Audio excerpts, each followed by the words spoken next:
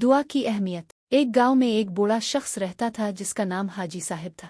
वो बहुत नेक दिल और परहेजगार थे। उनकी जिंदगी का हर काम दुआ से शुरू होता था, चाहे वो खेत में बीज बोना हो या घर का कोई छोटा बड़ा फैसला। वो हर काम से पहले अल्लाह से दुआ मांगते थे। गांव के लोग उन्हें बहुत इज्जत देते थे, लेकिन कुछ नौजवान उनकी इस आदत पर हंसते थे। वो कहते थे, हाजी साहब आप हर चीज के लिए दुआ मांगते हैं, लेकिन क्या वाकई दुआ से कुछ हो जाता है? एक दिन गांव में शदीद बारिश होने लगी। बारिश इतनी तेज थी कि नदी का पानी खतरनाक हद तक बढ़ गया। गांव वालों को खदशा था कि अगर बारिश रुकी नहीं तो सैलाब आ जाएगा। सब लोग परेशान थे, लेकिन हाजी साहब अपने घर के आंगन में बैठे हाथ उठाए दुआ मांग रहे थे। वो नौजवान जो हमेशा उनकी दुआओं पर हंसते थे, उन्होंने हाजी साहब से कहा, अब तो सैलाब आने वाला है, अब दुआ मांगने के बजाय कुछ अमली काम क्यों नहीं करते? हाजी साहब ने मुस्कुराते हुए जवाब दिया, बेटदा भी तो एक अमल है। मैं अल्लाह से मांगता हूँ कि वो हमारी मदद फरमाए, लेकिन साथ ही मैं ये भी कोशिश करता हूँ कि जितना हो सके अपने गांव वालों की मदद करूँ। ये कहकर हाजी साहब ने अपने घर का सामान ऊंची जगह मुंतकिल करना शुरू कर दिया और गांव वालों को भी ऐसा करने की तलकीन की। चंद घंटों बाद बारिश रुक गई और नदी का पानी भी कम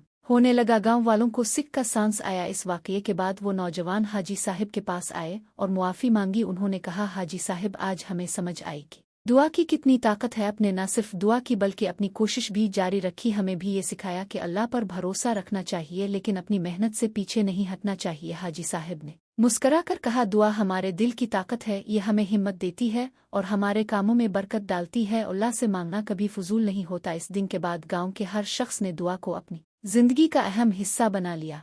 सबक। दुआ हमारे ईमान का हिस्सा है। ये न सिर्फ हमें अल्लाह के करीब करती है, बल्कि हमारे अंदर मुस्बत सोच और हिम्मत भरती है। दुआ और मेहनत का साथ ही कामयाबी की कुंजी है।